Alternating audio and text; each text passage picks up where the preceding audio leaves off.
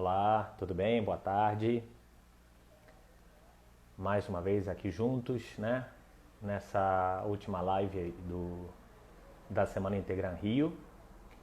Eu vou chamar o Zé Roberto.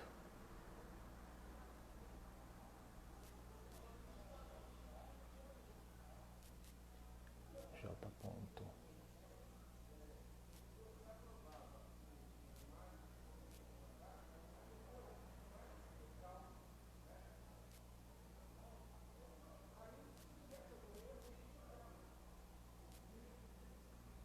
Não tô achando.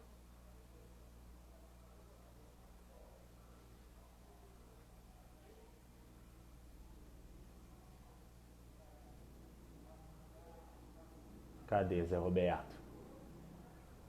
Você tá assistindo, Zé? Não tô te vendo. Vamos ver.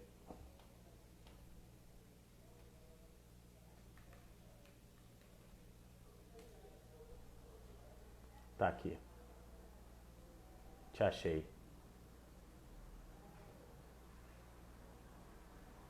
Zé, eu acho que não dá como você ficar no desktop, porque aqui não aparece a tua câmera pra mim. Estranho. Acho melhor entrar no celular, hein? Não me dá opção de convite. Por exemplo, Diego Ferreira. Diego Ferreira, que é da engenharia. Responde pra mim, Diego. Você tá no celular ou no computador? Só pra eu saber aqui. Pode escrever.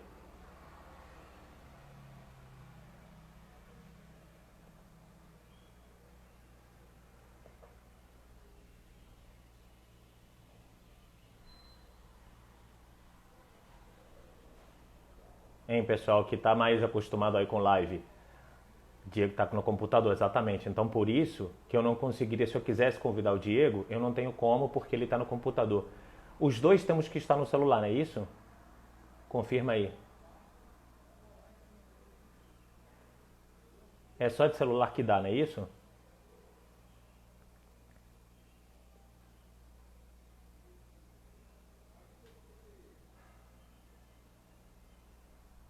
Deixa eu ver.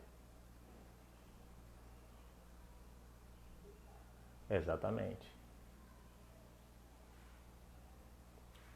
Beleza. Tá. Então, Zé, entra no celular que é melhor.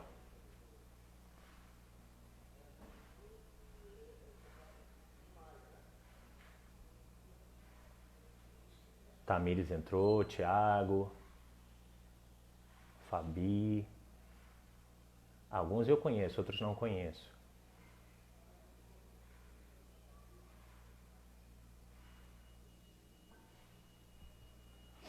Vamos ver se ele já tá aqui.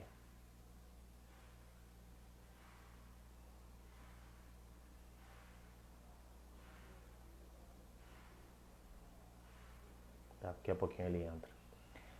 Pessoal, tem uma... Bom, para quem é aluno, né? E para quem não é aluno também, tem que assinar uma lista de chamada.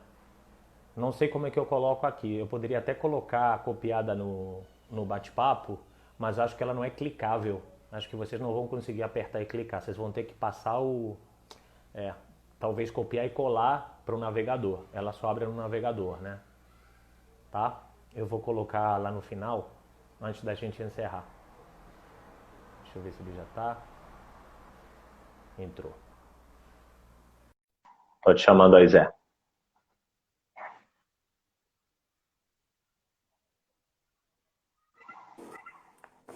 E aí? E aí? E aí? Cara, eu descobri que de computador não dá, tem que ser celular mesmo. Pois é, pô, tava com o esquema todo montado aqui, Cenário. pô, mó cenário, entendeu? Bota aí Vamos lá. teu fone com calma. Você ia botar fone? Eu tô de fone, que eu acho que o som, né, melhora, abafa um pouco o som do Tá, exterior. peraí. Vai aí com calma. Eu testei vários cenários também, porque o sol tá se pondo aqui e o sol entra direto aqui na minha janela, tá batendo bem no meu rosto. Aí eu já tinha programado para o sol estar tá pré. Então, vamos com a luz que a gente tem. Paulo Bandeira entrou. Nicolas. Fiquem à vontade aí, pessoal. Pega a pipoquinha, senta, que a gente vai ter papo de arquiteto. Papo de arquiteto, muita pretensão nossa, né? Porque, assim, todos os profissionais vão querer, de repente, em algum momento, querer falar das suas profissões. Mas é o que a gente tem, né? Nós somos arquitetos, vamos falar de arquitetura.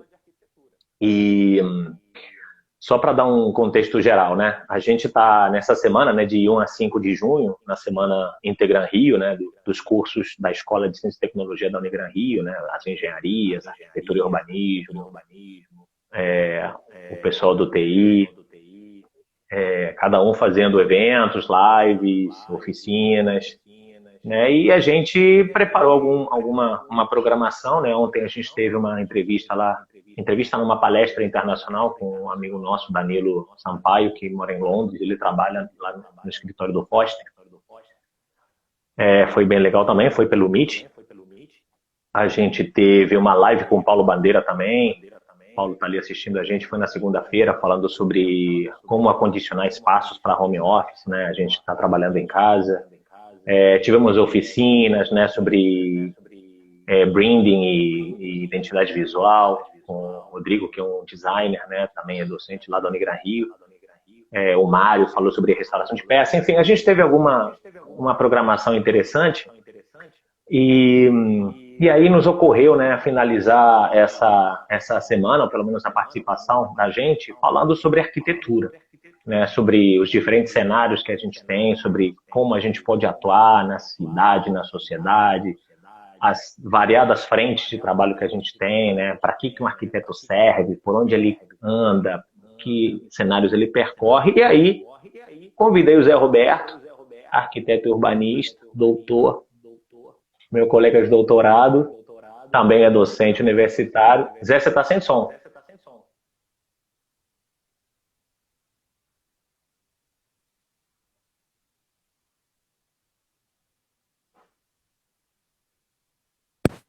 Agora tá. Mexeu aí o negócio.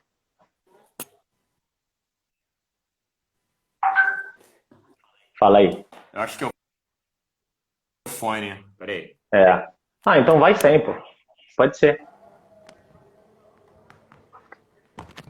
Melhorou? Tá me ouvindo agora? Melhorou. E aí eu quis te chamar para compartilhar nesse momento aí da gente poder falar um pouco sobre a nossa digna profissão, humilde profissão. Fala contigo. Legal, Álvaro. Bom, obrigado aí pelo convite, né? Eu acho que mais uma vez aí, né? A gente travando em uma parceria, obrigado aí. Já fiz bancas aí na Unigran Rio, é um prazer aí falar com você, com vocês, enfim. Tô vendo até que tem alguns alunos lá aqui da La Salle. Legal, gente, bacana. Larissa e Joxopoulos aí, obrigado, Larissa. Bom, falar sobre arquitetura é complexo e ao mesmo tempo é apaixonante, né, Álvaro? Eu acho que assim, é uma pena até que a gente só vai ter 1 hora para falar, né? Pois é. Porque tem bastante coisa para falar e principalmente agora, né, em tempos de Covid, né, como é que a gente pode, o que será, né, depois dessa Covid, né? Como é que essas, o Júlio aí também entrou, amigão meu aí também. O que será da profissão, na verdade, de todas as profissões, né? Em especial aqui a arquitetura, né? Como é que a gente vai se posicionar, o que pode surgir a partir disso, né? Mas é isso, mas como é que você quer começar? A gente, na verdade, nem combinou muito, né? Porque na verdade seria um bate-papo. Um bate-papo sobre a profissão. Você sabe que eu convidei vários amigos da minha filha do colégio, que eles estão muito na dúvida em que curso fazer. E eu sei que alguns queriam fazer arquitetura e urbanismo. Então eu acho que a gente pode começar pensando o que o arquiteto faz, para que serve esse arquiteto, né? A gente tem a vã ideia de que a gente só faz desenho de casa, que a gente só constrói casinha, né? E um arquiteto faz muita coisa, muito além do que um projetinho de casa, né? Então acho que a gente pode começar falando sobre isso. o que um arquiteto urbanista faz, para que serve, né? Porque a gente sabe para que serve médico, enfermeiro, né? Muitos confundem com engenharia, arquitetura, né? E por que é importante que uma sociedade, né? Um estado, enfim, qualquer situação como essa, tem arquitetos urbanistas. Para que a gente serve? Então, Álvaro, essa pergunta, só essa pergunta aí, a gente iria varar a tarde aí, né, conversando sobre isso. A arquitetura e urbanismo, ela é por natureza, né, por definição, ela é uma profissão generalista, né? Então, o que essa palavra significa? Significa que a gente, enquanto arquiteto, a gente pode atuar por uma gama muito ampla aí de especialidades, vamos dizer assim, né? Eu posso atuar em interiores, né? Eu posso fazer obras, projetos de interiores, eu posso fazer obras, né? Projetos e gerenciar obras exteriores, eu posso ser trabalhar como urbanista, eu posso trabalhar com paisagismo, né? Enfim, eu posso trabalhar com projetos elétricos dentro das minhas atribuições, né, profissionais, né? Que são projetos de baixa tensão, né, projetos residenciais. Posso trabalhar com projetos hidráulicos e sanitários também, residenciais. Posso trabalhar com cenografia, né? Então, eu tenho amigos, né, exemplos de arquitetos que trabalham com cenografia, ou seja, trabalham em novelas, né? Eu tenho um grande amigo meu que trabalhou na Globo muito tempo fazendo novela, né? Enfim, eu posso, inclusive, até a gente estava conversando, né, Álvaro? Há uma lenda, né, que eu não sei se alguém tem alguma dúvida, né? A atribuição entre arquiteto e engenheiro, né, elas, enfim, têm algumas diferenças, mas a básica, né, a diferença básica é que o arquiteto não faz nem ponte nem estrada, mas o arquiteto pode, por exemplo, fazer um projeto e cálculo estrutural, por exemplo. Né? Uhum. Então, eu me lembro que quando eu entrei na faculdade, a gente ouvia muito aquela lenda, né, que o arquiteto só pode fazer um projeto estrutural até 4 pavimentos. Isso não existe.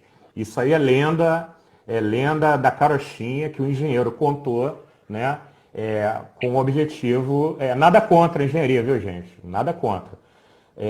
Com o objetivo de reservar um campo de mercado. Então, eu estagiei, por exemplo, num escritório em que o calculista era arquiteto, né? Então, só para a gente entender um pouco, né, essa dinâmica aí das nossas atribuições, né?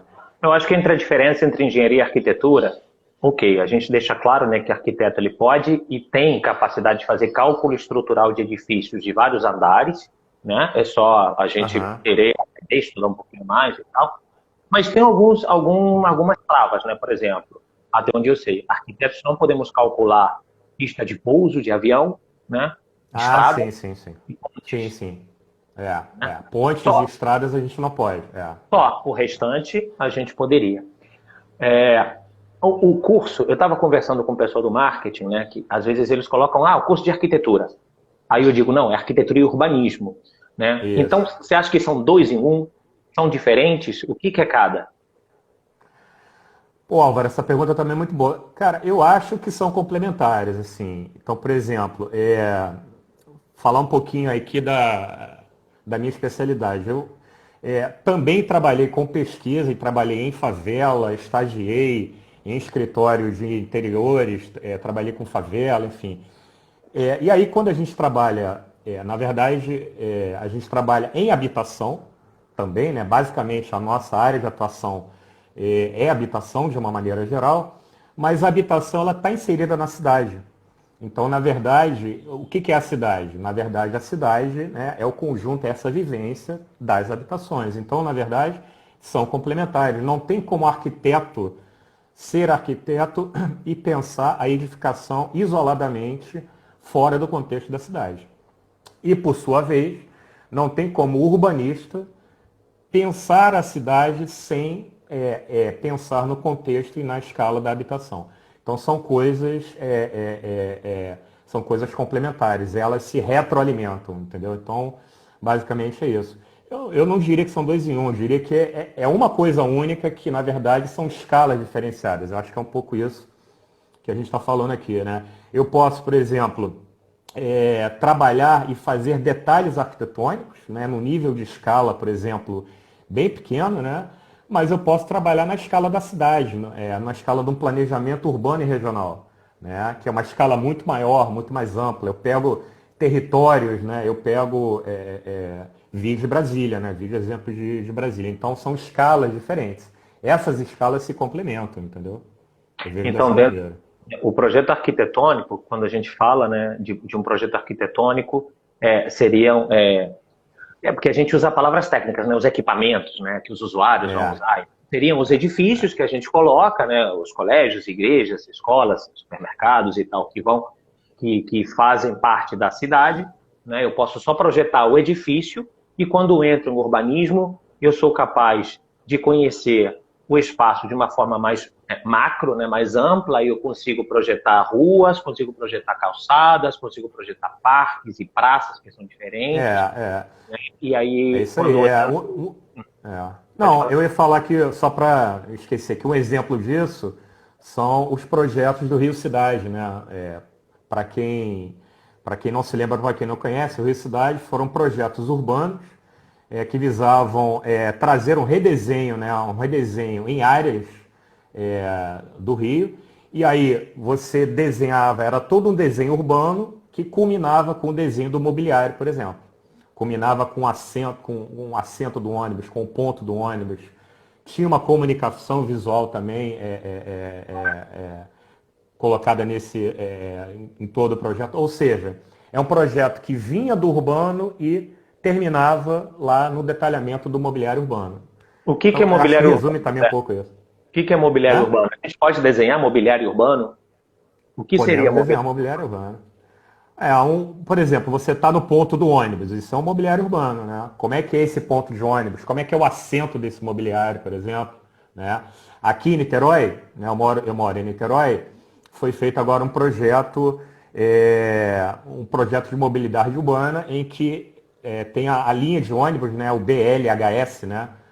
É uma sigla para, na verdade é BLHS, enfim, agora eu esqueci o nome exatamente do termo. Mas é uma via expressa que liga a região oceânica aqui de Niterói até o centro da cidade. Então você tem todo um desenho dessa via e que culminou aí com o projeto do mobiliário que foi do Índio da Costa, por exemplo. Então quer dizer... quando a gente fala de mobiliário urbano, né, para quem está entrando ali, a gente fala dos móveis da cidade, né? Pode ter ponto de ônibus, o design do orelhão, o design do poste, o design do hidrante, o design da placa de outdoor, vários móveis, né, que a gente vê ao longo da cidade. Mudando um pouco alguém aí colocou pensar no viver 360, né? Por isso que o arquiteto tem essa aura de criador, né? Ele efetivamente está pensando em tudo, né? No bem-estar dos moradores, da população. Fala, Álvaro, te interrompi aí. Não, cara, da gente mudando um pouco, entrando um pouco mais na fonte do urbanismo. Falando mais de planejamento urbano, né? Que é a ordenação da cidade, do território, que também é uma competência nossa. Comparando um pouco algumas cidades que a gente tem, por exemplo, você mora em Niterói. Se a gente pega um município de Niterói, em termos de planejamento urbano, você diria que é uma cidade organizada, planejada? As pessoas conseguem entender, encontrar uma coerência na cidade? Elas se acham? Existe uma comunicação visual? Existe ruas bem traçadas? A cidade como um todo, você acha que ela funciona? Eu acho que sim, É claro que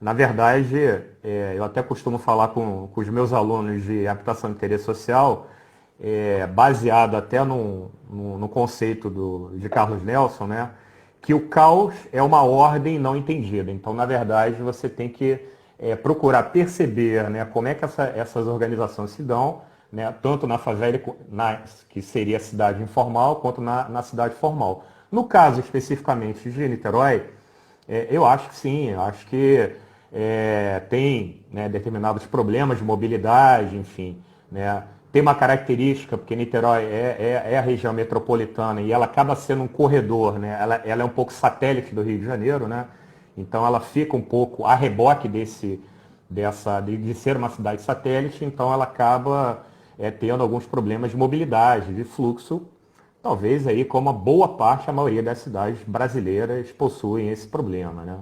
A gente É, aqui não tem metrô ainda, né? Então, o que, né, seria muito melhor, né? ficou a A linha mobilidade. que iria lá para São Gonçalo ficou no papel, né? Exatamente, né? Você Exatamente. falou, né, das cidades adjacentes ao Rio de Janeiro. Rio de Janeiro e tem cidades em volta que dependem muito da capital, né? Niterói, Duque de Caxias, que é a cidade do lado, Isso. né, que é o início da Baixada É, Fluminense.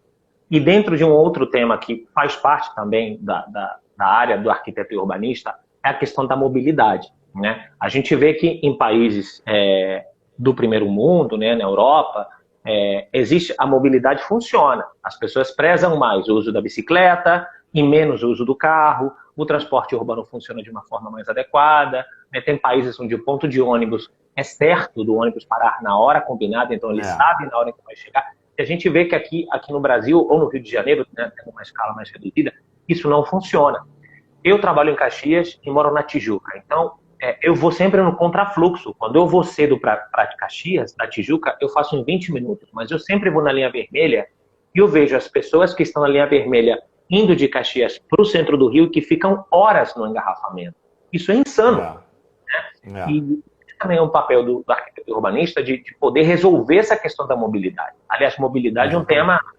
que o Rafael Darquincino está ali, ele vai ter uma live no sábado com o Felipe Marino, que é doutor em urbanismo, vou falar sobre mobilidade, exatamente, porque é uma coisa insalubre, né? O tempo que se perde dentro de um carro, É, é. falta de planejamento, né? Exatamente, exatamente. E aí a gente tem um papel fundamental na organização, na gestão, né, e no planejamento dessas cidades, né?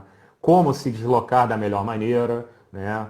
Quais são, né, as ferramentas, né, que eu posso estar implementando para ter uma melhoria na mobilidade, né? Então é também muito nesse sentido, nessa escala do município, né? Agora me diz uma coisa, tá, a gente falou rapidamente porque a gente vai ter que dar uma pincelada, né, de um tema tão amplo, né, por causa do tempo. Aliás, cara, controla aí, porque senão eu vou embora. A gente vai Não, mas embora aqui. é porque aqui o Instagram ele avisa, acho que 20 Ah, tá. 30 segundos antes de acabar. São 6 e Pô, 20. 30 segundos? Pô, Eu acho que sim. Se está escorrendo e aí depois cai o negócio. é, A gente falou um pouco sobre planejamento urbano, sobre uma coisa macro. Vamos voltar para o micro. caramba, 6 horas de deslocamento por dia. Pois A é. Rayana, minha ex, Deve ser 3 de colocou ida, 3 6 de horas de volta, né? deslocamento por dia. É muita coisa. É muita É, coisa. E, assim, é incrível isso, né? Não sei por que isso não anda, né? Eu acho que precisa de mais urbanistas e mais arquitetos nas prefeituras, né? Seria, talvez, muita ambição nossa, pois é, exatamente, é. né, e que sejam sérios, né, que a gente realmente sente, planeja a cidade, né, porque não é só ficar fazendo buraco e fechando rua. Essa questão que você colocou aí das prefeituras, no Brasil nós temos 5.575 municípios, se não me falar a memória. Dos 5.575, eu diria, vou chutar aqui, tá, gente, por favor, mas eu diria que de 10 a 30% só dos municípios têm condições de ter um arquiteto no corpo técnico dessas prefeituras. Então, quer dizer, o restante dos municípios não possui nenhum corpo técnico, né? Então, Álvaro, eu acho que isso também explica um pouquinho, né, a nossa, eu não diria que é uma falta de planejamento, mas é um planejamento mal organizado, né, mal executado, que muitas vezes não é feito por um urbanista, né? Então, A gente tem muitos casos em que cidades são planejadas por engenheiros, né? Então, não é atribuição do engenheiro trabalhar como urbanista, Exatamente, por porque exemplo. são Tá? Por exemplo. cada profissão tem suas competências, né? Assim como os urbanistas pensam na cidade, né, junto com os arquitetos, os engenheiros pensam muito na infraestrutura da cidade, né? No mecanismo, no funcionamento infraestrutural também pode ser, e no cálculo, né? Acho que isso tem que ser respeitado nas prefeituras, né? Mas isso também depende muito dos administradores municipais, né? Lei assim, prefeito. Depois eu queria voltar para a questão das favelas. Aliás, a gente pode engatar na questão das favelas. Arquiteto trabalha em favela? Estou te perguntando isso porque eu sei que eu tenho objeto de pesquisa no doutorado. E uma pergunta assim bem direta que talvez uma pessoa leiga poderia fazer. Favela é feia e tem que sumir ou não? Favela suja a imagem da cidade? Pois é, Álvaro.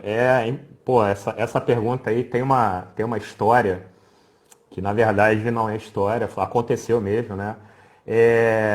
Nós sempre, já é tradição nossa, histórica, né? Adotar as soluções vindas de fora como sendo as melhores soluções, né? E aí, tem uma história muito, muito interessante sobre isso. Na década de 60, em plena ditadura, o Rio de Janeiro, na verdade, viveu o auge, né, das remoções das favelas, né? Porque as favelas elas estavam localizadas em áreas nobres da cidade, e aí né, uma visão do capital especulativo, imobiliário, que tinha que retirar essas favelas das áreas nobres, só das áreas nobres, porque das áreas, né, a Zona Norte, outras áreas, elas poderiam ficar lá escondidas. E aí, o governador, na época, o Carlos Lacerda, convidou um especialista, um arquiteto e urbanista inglês, chamado John Turner, para fazer uma avaliação, o que era a favela. Ele levou o John Turner, ele e a Sandra Cavalcante, ele levou o John Turner numa favela. Uhum. E depois ele levou o John Turner na Cidade de Deus, que tinha acabado de ser construída e acabado de ser removido. Boa parte do pessoal que morava na Lagoa foi removido para a Cidade de Deus, enfim. E aí ele levou o John Turner, né, nesses dois, eu não lembro agora qual favela que ele entrou, tá? Mas levou numa favela e levou lá na Cidade de Deus. E aí o John Turner foi fazer a palestra, né, a Sandra Cavalcante e tal. E aí o John Turner virou e falou assim, olha, hoje eu tive visões reveladoras, né, do que é um problema e do que é a solução. E aí o John Turner começou falando, ele virou e falou assim, bom, me levaram numa favela como sendo o problema habitacional desse país. E depois eu fui ver, me convidaram para visitar um condomínio onde foi me dito que era a solução para esse país. Então, simplesmente, as coisas estão invertidas. O que eu vi, o que me falaram que é problema, eu vi que é solução. E o que me falaram que era solução, era problema. Ou seja, isso década de 60. Né? Para quem não sabe, John Turner foi um arquiteto que trabalhou várias comunidades do Peru, do Equador, e ele embasou todo o conceito teórico a respeito de trabalhar com as comunidades, ou seja, as favelas, na verdade, elas são um processo, né? Acho que não dá tempo até da gente falar muito sobre aqui, mas ela é um processo do produto da desigualdade social que nós vivemos. Né? E aí, né, cerca de 25% da população brasileira hoje vive em favelas, né? Vive em assentamentos precários, em assentamentos informais. Tá? Então, na verdade, respondendo a sua pergunta, Álvaro, na verdade a favela ela é a solução. Por incrível que pareça, por mais feio que possa ser, ela é a solução. É mais barato, e aí eu não falo de chute, de pesquisas, que é mais barato você urbanizar uma favela do que você remover os moradores da favela e retirá-los. E aí, nesse contexto, respondendo lá a sua primeira pergunta, sim, o arquiteto, ele trabalha em favela, ele deve trabalhar com favela, né? Então, Sim. é outro nicho, é outro nicho possível de trabalho do arquiteto, por exemplo. Exatamente. Esse é mais um cenário, né, no qual a gente poderia exercer. Claro que, quando o aluno se forma, ele tem diploma de arquiteto urbanista, ele já sai com uma vontade que já cresceu dentro dele, da onde ele quer atuar, né? Muitas vezes, porque assim, Exato. ele vai ter todas essas competências né, e as disciplinas, ele vai ver vários cenários possíveis de atuação profissional, mas cabe a ele ir por onde ele se sente mais confortável, por onde ele acha que é mais Sim, rentável. sim, sim, sim, Mas sim. eu acho que todos, aí já voltando para uma coisa micro, no meio da faculdade, eles começam fazendo os projetinhos, né, que são geralmente reformas, não é isso? Dá Uhum. para ficar só na reforma também, né? Sim, Não entrar sim, na com parte, certeza. ficar na parte interior, Com né? certeza, foi o que eu falei no início. Eu tenho, pô, enfim, já tive vários alunos, e aí eu até mantenho contato com alguns ex-alunos, né? E eu vejo que tem uma parcela significativa que produzem, né, interiores, projetos bem executados, bem feitos, né? E é isso, não tem nenhuma vergonha, nenhum demérito em produzir arquitetura de interiores, pelo contrário, é uma arquitetura como outra qualquer, é um nicho de mercado, né? Assim como a favela como a cidade né? Como a cenografia como uma série de coisas, né? Paisagismo, enfim, que a gente falou aqui, né? Você tem como fazer um comparativo entre ser arquiteto formado e trabalhar com interiores e fazer um curso de design de interiores? O arquiteto pode trabalhar com interiores e o designer de interiores pode trabalhar com arquitetura? Pô, não, o que que acontece? Eu acho assim, eu vejo que há campo para todo mundo. Eu acho que são profissões complementares. No caso do arquiteto que trabalha com interiores, ele, por exemplo, ele vai poder, se for o caso, fazer uma obra estrutural, Mexer na né? estrutura. Exatamente. Eu quero, né? Eu até nesse semestre lá no La Salle, eu estou lecionando uma disciplina chamada Tecnologia das Construções em que nós aprendemos todos os grandes grupos, né, das tecnologias, concreto, metal, madeira. Então, no caso do arquiteto, ele vai ter um campo mais amplo, né, de possibilidades para ele trabalhar. Ele vai poder fazer uma obra estrutural, ele vai poder fazer uma série de intervenções em que o design de interiores não vai poder, por conta de suas atribuições. Agora, isso também não impede que os dois trabalhem juntos, né? Que o arquiteto trabalhe em conjunto com o design de interiores. Eu mesmo trabalho já trabalhei com design de interiores, enfim, não tem problema. Mas o campo do arquiteto, ele é mais amplo nesse sentido, com certeza. Com Por isso também certeza. que dura mais tempo, né? São 5 anos, 10 semestres e tal. Exatamente, exatamente. Uma pergunta que muitos candidatos ao curso de arquitetura fazem, ou que muitos acabam desistindo pelo seguinte: tem muita matemática na faculdade? Assim, cara, eu fiz a faculdade na UF, na minha época era o terror, assim, a coisa era coisa de louco, porque era o currículo antigo e o mesmo cálculo que eu fazia, né, a mesma parte da matemática que eu fazia era para engenheiro civil, química, física, era todo mundo junto, a gente fazia o chamado provão. Então, eu fazia a mesma prova num sábado, eram 200 pessoas, né? A sala tinha 200 pessoas. Dali passavam 10, passavam 15, era uma coisa de louco. Com a reforma curricular, o cálculo ele ficou mais objetivo para a arquitetura, tá? Mas nem por isso deixa de ter matemática. Aí tem um pouquinho de matemática, sim, tem um pouquinho de cálculo. Mas eu acho que não é para espantar ninguém, né? Se você for fazer química, você vai ter muito mais cálculo. Se você for fazer biologia, você vai ter cálculo também, né? Você tem que estudar estatística, você tem que estudar uma série de cálculos matemáticos. Faz parte da profissão. Mas eu acho que não tira aí o brilhantismo de uma cadeira de projeto, por exemplo, né? Eu acho que projetar é um prazer, assim, né? Então a galera aí que está pensando em entrar, está querendo entrar, ou enfim, projetar arquitetura até a Rita está colocando que a vida tem matemática, né? Faz parte, exatamente. Mas, exatamente, a matemática está presente em tudo. Mas, assim, projetar arquitetura é um prazer, gente. Olha, eu sou suspeito para falar, Álvaro. Assim, eu adoro, né? Eu, por exemplo, toda a parte de cálculo eu entrego para o calculista. Eu não faço. Poderia fazer? Poderia, mas aí eu teria que reestudar e tudo mais. Não é a minha praia agora, nesse momento, né? Então, isso é outra coisa, eu acho interessante, Álvaro. Galera, a profissão, ela é generalista, mas vocês vão trabalhar com vários profissionais. Vocês vão trabalhar com um calculista, que vai fazer o cálculo para você, daquele balanço que você projetou. Você vai trabalhar com um projeto complementar, que vai fazer uma água, projeto de esgoto, elétrica, se você não quiser fazer, o projetista vai fazer. Então, na verdade, é uma profissão generalista que trabalha em conjunto com todas elas, com o designer, com aquele arquiteto que se especializou em paisagismo.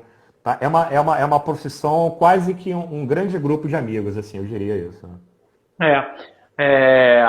Você falou, né, sobre os cálculos. Eu também tive muitos cálculos, porque eu estudei na UFRJ, e talvez na faculdade pública a carga horária seja maior. Embora os currículos tenham sido mais enxutos, eles hoje em dia estão muito mais específicos para arquitetura. Né? Você falou muito bem. Nas universidades particulares, onde você trabalha e eu trabalho, a carga horária é menor ainda, né, em comparação com as públicas. Então, os cálculos de estrutura, né, as matemáticas e tal, também estão um pouco mais enxutos e também muito mais específicos. Muitas vezes, a gente, agora com metodologias ativas, né, em sala invertida, a gente sai um pouco das contas e dos cálculos no quadro e vai direto para a maquete. Às vezes, se você fazer uma maquete, quebrar uma coluna, quebrar uma laje, você consegue compreender. E qual é o objetivo? Que a gente entenda como a estrutura das coisas funciona. A gente tem que saber. A gente, depois de formado, não precisa sair por aí calculando estrutura, mas eu tenho que saber. Por quê? Sim.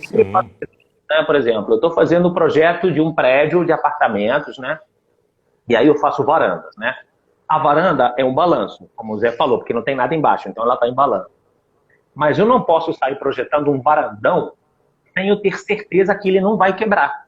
Eu tenho que saber que ele não vai quebrar, porque eu já sei como é que ele é feito por dentro, eu já sei como é que o ferro que está por dentro, eu já sei se ele é feito de concreto. E eu posso pleitear com o pessoal, o empreiteiro, quem vai construir, que eu sei que não vai quebrar e que dá para fazer essa varanda grande, porque eu tenho essa noção estrutural. Embora eu não precise calcular, mas eu sei que não vai quebrar. Então, essa noção de cálculo estrutural nos dá os limites dentro da liberdade projetual. Né? Isso. E você falou bem, assim, eu acho que o aluno ele tem que saber os conceitos de torção, compressão, o que a carga, o que o peso faz na estrutura, tem que conhecer os limites do seu material, né? Então, a galera vai estudar a resistência dos materiais, né? Ou seja, cada material tem uma característica, né? Uns deformam mais, uns deformam menos, né? Um aluno hoje mesmo, ou na aula, acho que foi essa semana, me perguntou: professor, eu posso misturar os materiais? Pode, só que você tem que estar ciente de que o material X ele dilata de uma maneira do que o material Y ele dilata de outra. Então você tem que ter elementos. Então, assim, esses conceitos, galera, são fundamentais e vocês vão aprender, né, ao longo da faculdade. Enfim, né, é isso, né? Então, você vê, até os materiais a gente tem que saber. Exatamente. Eu lembro daquele exemplo, né, quando a gente estuda estrutura isostática, o exemplo que tem um riacho, tem uma pedra e uma tábua. Aí quando você anda na tábua, a tábua é curvatura. Essa curvatura, quanto de curvatura ela faz? Porque nenhuma estrutura ela é rígida, né? Nem a ponte ela é rígida, ela tem que tremer, né? Exatamente. Elas têm tem que tremer, elas são elásticas. Né? Outra coisa que é muito curiosa também, dentro da faculdade de arquitetura, quando a gente entra em paisagismo. Assim, são 2 ou 3 cadeiras de paisagismo, mas elas são profundas no sentido, em que sentido? A gente às vezes pensa que um arquiteto, para ser paisagista, ele só vai fazer jardinzinho de portaria de prédio. né? A gente pode fazer praça, que é uma escala menor, e parque, que é uma escala maior, né? A praça é a Praça da Esquina, o parque é a Quinta da Boa Vista. E aí a gente aprende tipo de espécie vegetal, a gente conhece os biomas, né? A gente sabe que no Rio de Janeiro temos Mata Atlântica, que produz certo tipo de espécie vegetal que é diferente do Cerrado, ou diferente da Pampa, do Sul, né? E qual seria a árvore específica para colocar dentro de uma calçada que a raiz não vai destruir a calçada, a gente Exatamente. de calçada que a raiz vai destruindo calçada, né? Ou que tem uma árvore que tem muito fruto que destrói o teto dos carros. Então, a gente conhece o tipo de grama, o tipo de forração, o tipo de arbusto, os tamanhos de arbusto, o tamanho da copa que dá sombra, que tem muito galho. É um outro estudo, né? E uma outra área. E aí você tocou numa questão bem legal assim, né? Que eu já dei aulas de paisagismo, né? Tá até com uma ex-aluna aí. E aí, na verdade, você acaba descobrindo que o estudo das espécies, ele é apenas um fator que vai influenciar no seu projeto de paisagismo. Então você tem toda uma leitura da paisagem, uma leitura dos pavimentos, né? Dos pisos, como é que esses pisos vão trabalhar, como é que eu faço uma ambiência, né? Como é que eu procuro fazer uma ambiência em que fique agradável permanecer nessa ambiência. Eu procuro estabelecer as proporções de sombra, né? Ou seja, eu estudo a paisagem em volta, né? Então, na verdade, eu acabo sendo quase como um psicólogo da paisagem, né? Além de eu ter que saber dominar toda essa parte da flora, por exemplo, eu tenho que dominar toda a parte espacial, né? Toda a parte de pavimentos, né? De dominantes visuais, né? E aí tem uma literatura imensa, né? Então isso também é bem interessante também e bem apaixonante também, né? E aí, dentro de todos os estudantes de arquitetura, quando pegam essas cadeiras, às vezes eles se agarram a isso, eles já sabem que quando se formarem, eles querem trabalhar só com isso. E tem área para isso, né? Tem área para isso, tem área para isso. Inclusive, você falou sobre cenografia, tem cenografia de televisão, tem cenografia para teatro, para show. Então, até na minha experiência enquanto estagiário e arquiteto, eu trabalhei, fiz uma obra, né, junto com a Folguedo. A Folguedo é um grupo de arquitetos, né, que fazem novela, fazem cenário e tudo mais. Eu trabalhei com eles num casa-cor, fazendo a cenografia do espaço, no caso foi o espaço Ponto Frio, né? Então, ou seja, é isso, é trabalhar, vem, né? A coisa vem e a gente faz. Cenografia é um trabalho muito intenso, e é um trabalho que tem uma escala de tempo muito reduzida, né? Eu tenho amigos que trabalharam na Globo, por exemplo, como eu já falei antes, né? E assim, é uma virada, é uma loucura, né? E tudo tem que ser para ontem, porque o horário das gravações e tudo mais, enfim, é o outro campo do arquiteto. Exatamente, ali também entra a referência dos materiais. Na verdade, a referência dos materiais entra em tudo, né? Fazer uma escada cenográfica, onde os atores e as atrizes sobem e descem, não pode ser uma escadinha de um compensado de 2, né? Tem que ter uma estrutura que realmente aguente, mas que seja sustentável. Vitrúvio tem aquele tripé dele, né? Que está em latim, que eu não lembro, eu nunca vou lembrar em latim, mas eu sei que... Firmitas Veritas... Caramba, se alguém... Pois é. Mas enfim, trazendo para português, né? Firmitas Veritas e Qualitas. Isso, então. É uma boa arquitetura, ela tem que funcionar, ela tem que ser bonita e ela tem que estar no chão, ela não pode cair, né? Então ela tem que estar firme no chão, não pode ser mole, ela tem que estar muito bem construída, ela tem que ser agradável esteticamente e tem que ser bonita, bela, né? E a gente vê muitas arquiteturas por aí que por fora são realmente muito lindas, com vidro e espelho, mas por dentro é um forno, ou é muito frio, ou é muito quente, né? E aí entra a questão do conforto ambiental, que é muito importante na vida do arquiteto. Também, Álvaro, também. O arquiteto ele ainda tem essa premissa de ser responsável pelo conforto térmico e acústico da sua da edificação, né? Então isso é outra atribuição que o arquiteto ele pode trabalhar, pode vir a trabalhar, né? Só na parte acústica e na parte térmica, por exemplo, né? Conforto térmico, né? Escolhendo qual o melhor vidro, né? Escolhendo qual a melhor telha para se colocar numa edificação, né? Qual a melhor posição, obviamente, todo arquiteto vai saber disso, mas, né? Partindo de uma boa implantação aí da sua edificação já resolve muito problema. Mas quais são as ferramentas que eu posso utilizar para que eu tenha um conforto térmico e acústico da minha edificação? Até nisso a gente pensa, né? Até nisso a gente pensa, e pensa desde o início da carreira. Lá nos primeiros semestres da arquitetura, a gente já tem que começar sabendo que qualquer projeto que você vai fazer do zero, você tem que saber aonde está o norte, para saber por onde o sol vai passar, né? E o sol sai do leste e se põe no oeste aqui na China. Então, que às vezes eu perguntava, né, pegadinha, o sol sai da onde? Do leste. E lá na França sai da onde? Aí ficava um silêncio, né? Então, o sol sai do leste, né, e se põe no oeste. Então, para a gente poder tirar partido, né, dos elementos naturais, né? Porque o mais importante é a gente poder aproveitar, dentro do possível, o máximo possível que se possa, da luz natural e da ventilação natural. É absurdo a gente ter que ficar ligando lâmpada de dia e ar-condicionado de dia porque foi mal implantado no terreno ou porque a gente não distribuiu da melhor forma. Claro, em último caso a gente faz isso, mas o normal seria realmente ter vento, né? Janelas abertas. O Álvaro, não sei, eu tô olhando o relógio aqui, fiquei preocupado agora. Tô tranquilo. Não sei se. Eu achava legal depois a gente abrir para perguntas aí, né? Na verdade, a gente vai ter que caçar as perguntas aqui. Vamos tentar ver. Não, então se alguém perguntar alguma coisa, a gente responde agora, né? A Rita falou que tem amigos dela que são arquitetos que trabalham com vitrine.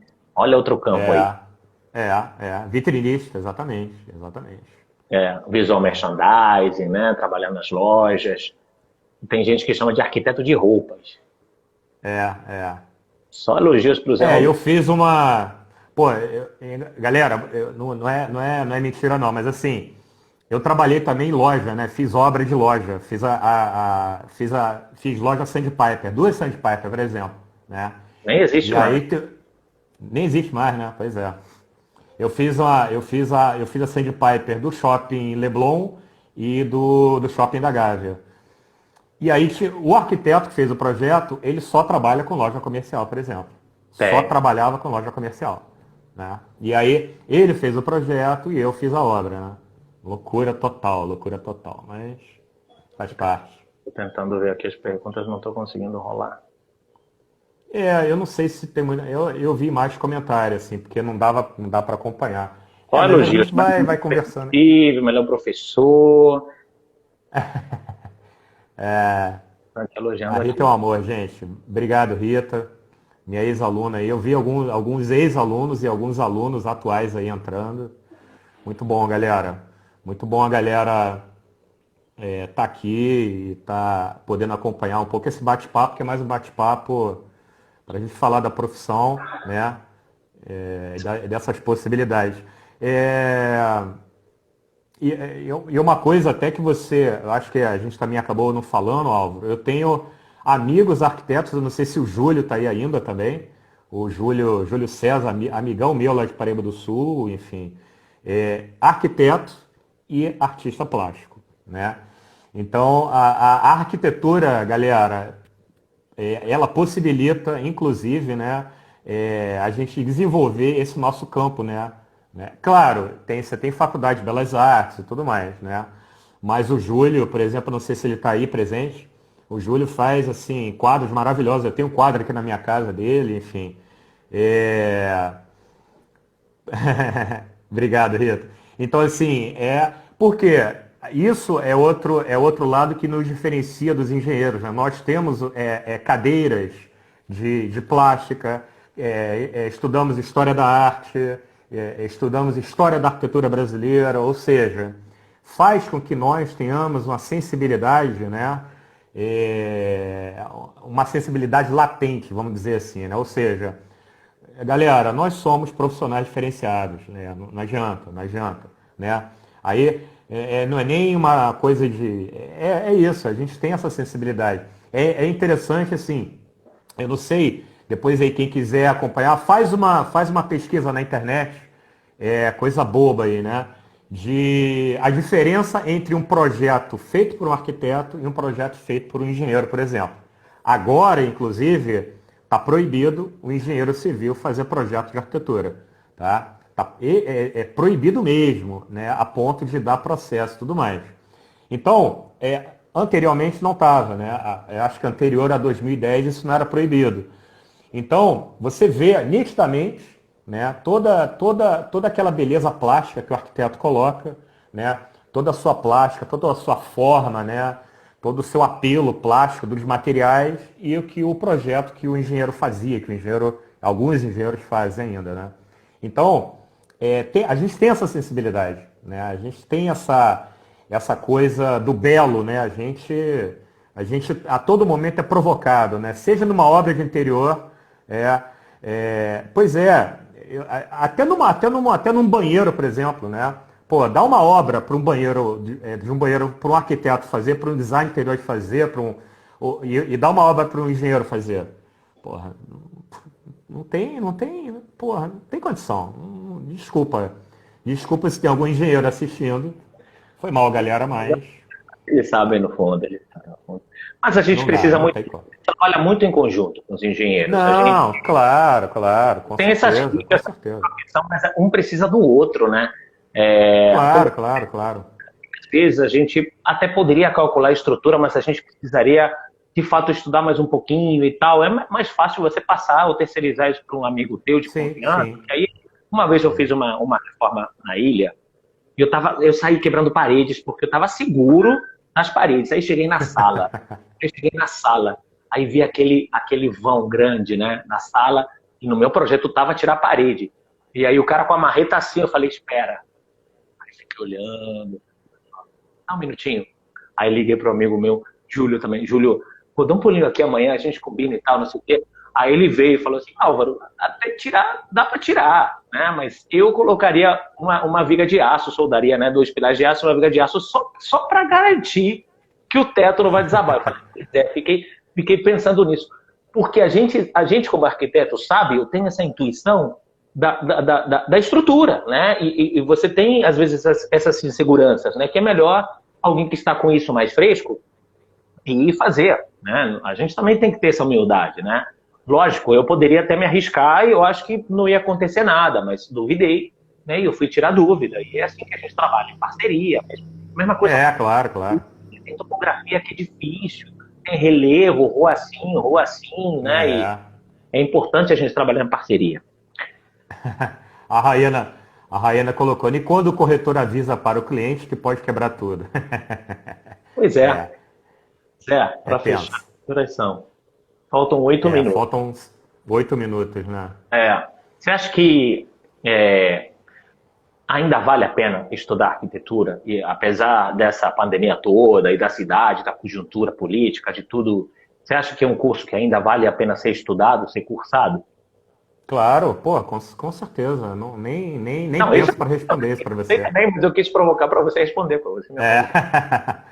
Pô, Álvaro, com certeza. E eu acho que nós arquitetos aí, aí a aluna aí, já aplicando os ensinamentos aí da aula. Eu acho que nós arquitetos temos muito a oferecer à sociedade, né? Tanto do ponto de vista pré-pandemia, vamos colocar assim, pré-pandemia, né? A gente tem uma cidade para ser organizada, a gente tem reformas para serem feitas, nós temos patrimônios históricos, uma coisa que a gente não falou, Álvaro. O arquiteto ele pode trabalhar com patrimônio histórico, então nós temos patrimônios históricos para serem restaurados,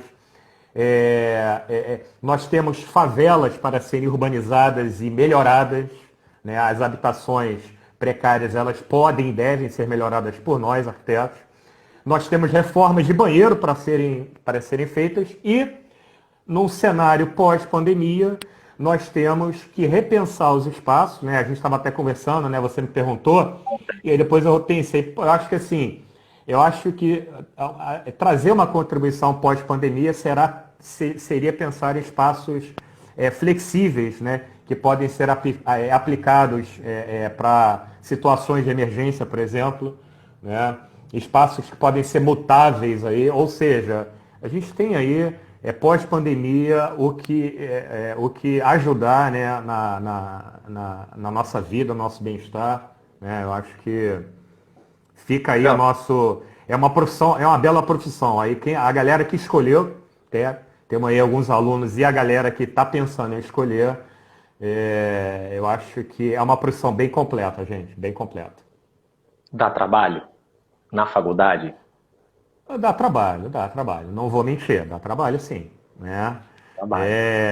E os trabalhos dão trabalhos. Eu tinha uma professora, né, a Isabel Cristina, ela falava, o trabalho dá trabalho. O trabalho que não dá trabalho é um trabalho que talvez você ou não esteja fazendo com afinco, ou talvez é um trabalho que mereça ser mais detalhado, mais bem feito, né?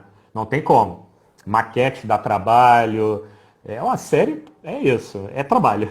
Não tem como, gente, não tem como. É verdade. A gente estava conversando rapidamente sobre ontem, né, sobre como a cidade vai precisar ser adaptada e preparada para uma nova vida, né? E a gente é responsável muitas vezes por isso, né? Eu comentei que às vezes eu faço compras grandes no supermercado, onde a distribuição e o layout já está estabelecido e eles estão adaptando, né, a fila dos carrinhos, mas isso está adaptado de uma forma tosca porque não tem tempo, né? Então, isso pode ser pensado de uma melhor forma agora que temos uma nova realidade, né? Enfim, eu acho que trabalho para a gente sempre vai ter, espaço para trabalhar sempre vai ter, alguém que precise de nós sempre vai ter e espero, né, de que no Brasil a gente seja mais valorizada nessa essa profissão, como é na Europa, né? Eu comentava com o Zé Roberto de que na França, por exemplo, eles veem o arquiteto como uma pessoa muito erudita, né? Alguém que sabe muito de muitas coisas. Assim, cursar faculdade de arquitetura na França Não, e tem um detalhe, Álvaro, tem um detalhe. Nenhuma obra, antes de terminar, nenhuma obra na França, nenhuma obra começa sem a coordenação de um arquiteto, sem a anuência de um arquiteto. E o arquiteto, ele gerencia a equipe, ele é o cara que gerencia a equipe. Né? Faz total diferença. Exatamente. Né? E ainda tem 3 minutos, mas aqui na minha tela vai aparecer a mensagem. A gente espera então que quem estiver com dúvida tem ali o perfil do Zé Roberto, que eu nunca sei, é @j. né? j.l. Cara, foi o perfil que deu aí, é J_R_Oliveira, alguma coisa desse tipo aí. Isso, eu botei ali nos stories, ou aqui do AU também, se quiserem mandar mensagem para a gente tirar dúvida, fiquem à vontade. Eu acho que quem ainda está na dúvida de cursar arquitetura pode tirar dúvida ou pode se arriscar. Eu acho que não vão se arrepender. É um curso que dá muito trabalho, mas é muito prazeroso. Podem perguntar. Eu acho muito bom perguntar para quem já cursou, né? E conversar com outros arquitetos também. Vai ser muito bom. Zé, Roberto de Oliveira, cara, te agradeço aí, parceiro. Que isso, cara. Pô, foi um prazer. Em tempos de pandemia, aí confesso que é a primeira vez que eu faço uma live assim, nunca fiz. Mas amanhã tem outra, né? Fala aí de amanhã, como é que vai ser? Amanhã vai ser legal, então. Faz parte aí. Quer dizer, eu convidei essa empresa lá de São Paulo porque a gente, na disciplina Tecnologia das Construções, nós demos vários sistemas construtivos e um deles foi a madeira colada, ou a madeira cruzada colada. Pô, é um sistema sensacional. Ele é bem sustentável, ele é mais sustentável do que outros sistemas. Enfim, plasticamente, para nós arquitetos, eu acho que fica belíssimo. E várias possibilidades aí, várias possibilidades de uso e de utilização. Tanto em edificações de pequeno porte, quanto em edificações de maior porte. Entendeu? Vale a pena. Eu acho que quem puder assistir, vale a pena, gente. Que horas que é a tua live amanhã? 15 horas, 3 horas da tarde. No teu perfil? Não, tá no perfil da Unilassalle. Ah, beleza. Tá acabando. No meu perfil tá lá, eu vou botar hoje lá, né?